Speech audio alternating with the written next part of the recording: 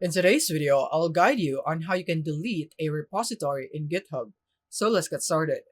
So first of all is that you would want to go here into github.com and then log in into your account that has the repository that you would want to delete. So in my case, it's this one. So I'm now logged in. Now you want to click on your profile icon here on the top right. And from here, you would want to go into your repositories.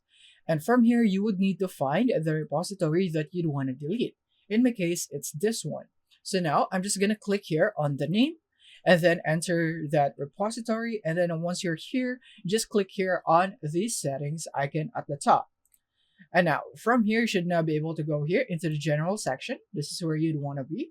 And then just simply scroll all the way down. And then you should see the danger zone, wherein you can see the delete this repository option. So now if you'd want to delete this, there is no going back. So click here on delete this repository. And now from here, you should now be able to see a confirmation if you don't want to delete this repository.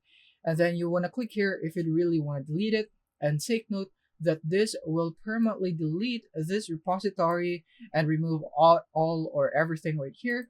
And now click here on I have read and understand these effects once you are fully committed.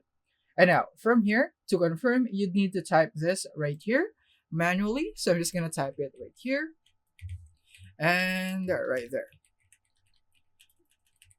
And then once you have typed it, the next thing that you'd want to do is to click here on delete this repository.